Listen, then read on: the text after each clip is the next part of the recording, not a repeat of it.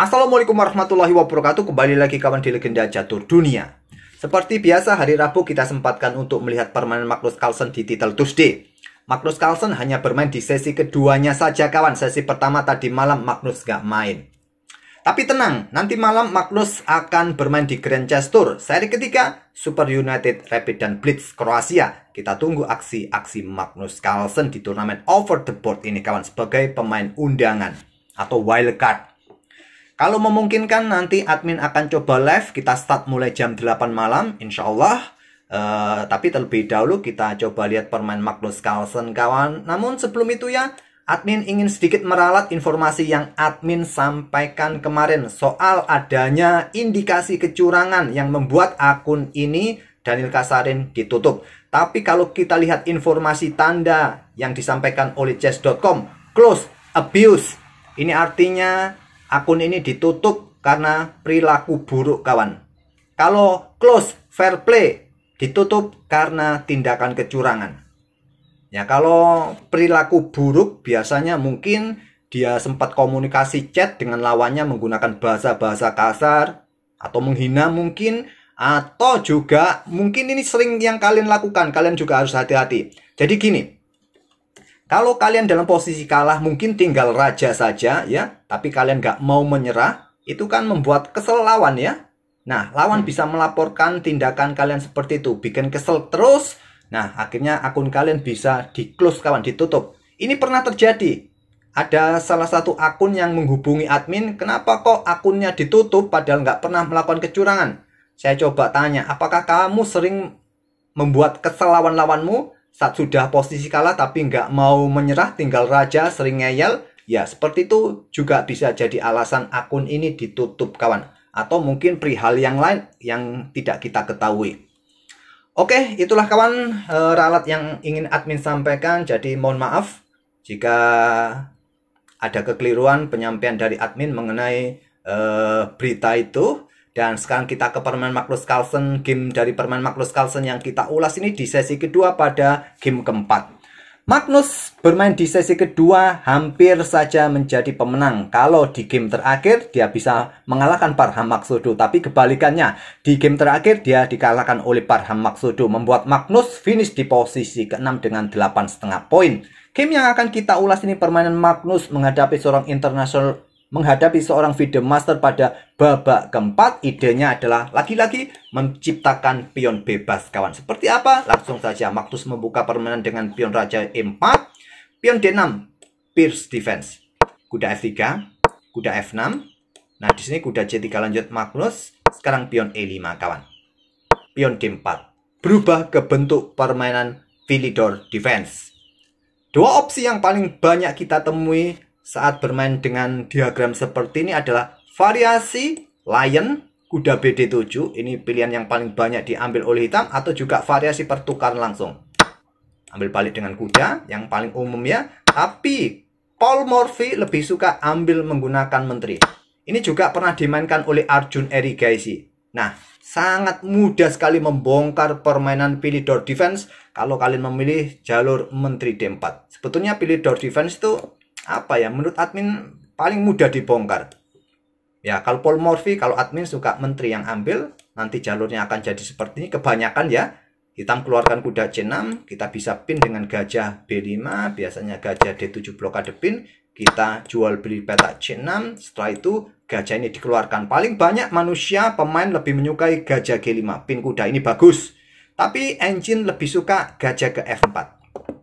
Sedikit lebih apa yang menurut engine-nya, pokoknya engine lebih prefer gajah F4. Nah, setelah gajah E7 kemudian rokade, hitam rokade, kita keluarkan benteng-benteng kita kawan. Nah, dengan kekuatan dua benteng di lajur terbuka, semi terbuka ini cukup apa ya, cukup bagus. Bisa kalian coba untuk langkah-langkah selanjutnya, coba bisa kalian kreasikan. Mungkin hitam geser benteng ke E8 atau kuda coba keluar menyerang. Mungkin juga persiapan serangan sayap menteri kawan.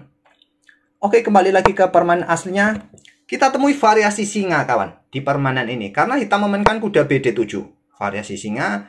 Nah, respon Magnus dengan gajah C4. Ini langkah utama untuk merespon variasi kuda BD7, menyerang peta F7. Ada gajah E7, rokade. Kemudian Magnus langsung meluncurkan pion A4 atau benteng E1 bisa kalian luncurkan juga, keluarkan untuk proteksi petak E4 agar kuda nanti leluasa bergerak, kawan. Oke, Magnus ingin juga mengawal sisi menterinya sesegera mungkin, mendapatkan ruang sisi menteri. Pion C6. Untuk pertarungan petak pusat, kontrol petak pusat juga di sini, dan berikan tempat mungkin bagi menteri keluar atau ke petak C7. Benteng E1. Pion H6, pion H3, lanjut Magnus, benteng E8, kemudian gajah E3, lanjut Magnus. Dan Stockfish lebih menyukai hitam langsung membuka permainan seperti ini. Kalau menteri ambil balik ataupun kuda ambil balik di sini, kawan. Nah, bisa melanjutkan gajah F8 sekarang. Gajah F8 langsung.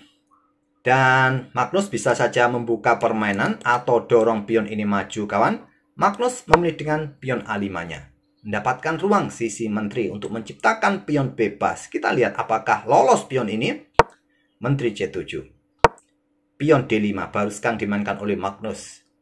Hitam menerima pertukaran. Pion C pukul pion D5. Gajah ambil balik, berharap diambil oleh kuda. Dan kudanya punya tempo posisi yang bagus petak D5, kawan.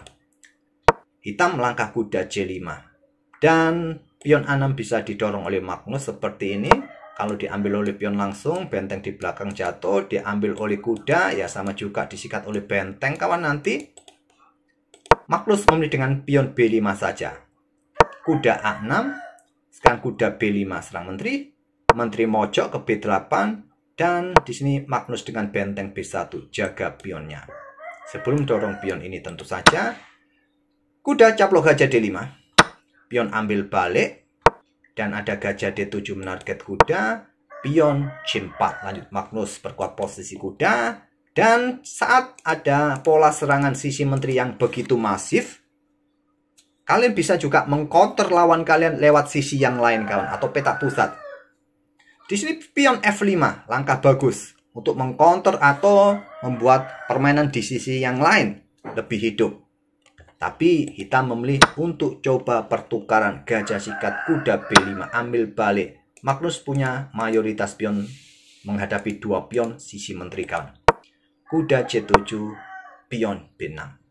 Pion pukul, gajah ambil balik. Nah, tinggal satu pion, hitung-hitungan kalkulasi kita bisa meloloskan satu pion, kawan. Pion E4. Magnus dengan benteng C1. Kalau pion ambil kuda di sini, kawan, ya gantinya kuda yang di petak C7. Stockfish menyukai benteng E7 sementara. Backup kuda juga tetap ya berada di lajur E ini. Memilih dengan ambil kuda. Pion E ambil kuda F3. Sekarang benteng ambil kuda C7, kawan. Dan menteri siap ambil balik. Mencoba menekan baris ke-7 petak F7.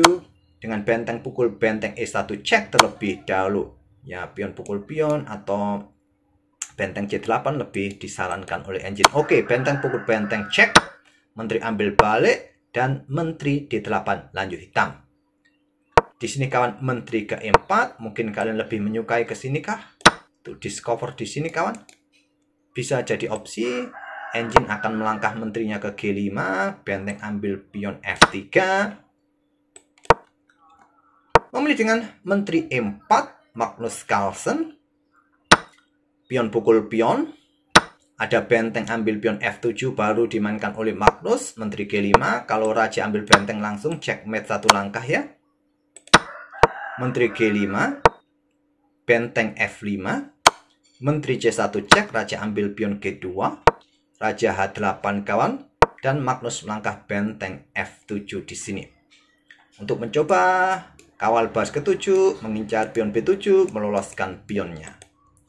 Menteri G5 cek, Raja G2 nggak bisa cek lagi, Menteri D2 lanjut hitam. Magnus sekarang ambil pion B7 dan benteng C8, persiapan mungkin di baris kedua kah, tapi cukup kuat keberadaan gajah mengawal petak F2, mungkin dengan langkah benteng C1, Menteri D1 kah. Pion A6, lanjut Magnus ingin promosikan pionnya. Menteri D1 terlihat ya dengan kombi bersama bentengnya mencoba ancaman skakmat. Di sini gajah E3 untuk kawal petak C1 dulu. Menteri ke E1. Berharap di sini benteng tusuk, ambil gajah, dapat menteri. Menteri F3 terlebih dahulu juga untuk mengawal gajah di belakang, Raja G8, dan Magnus pion A7. Menteri A1 kawan, mengawal pion tapi sangat sulit ya. Sekarang benteng V8. Lanjut Magnus. Menteri A6 mengawal bentengnya, tapi setelah pion B5, hitam menyerah di langkah ke-37. Ya, itulah keahlian Magnus ya dalam mengawal pion bebasnya. Sangat-sangat jago sekali. Walaupun dalam permainan blitz seperti ini, dia mampu melangkah dengan sangat-sangat presisi di permainan endgame ini kawan. Ya, akurasinya 90% kawan untuk game ini dari permainan Magnus Carlsen, sedangkan lawannya cuma 81%. Oke, itulah salah satu permainan Magnus Carlsen di sesi kedua pada game keempat menghadapi seorang video master asal Polandia dengan ide mengawal pion bebas. Semoga bisa menghibur kalian dan kita akan bertemu di video-video berikutnya. Terima kasih. Wassalamualaikum warahmatullahi wabarakatuh.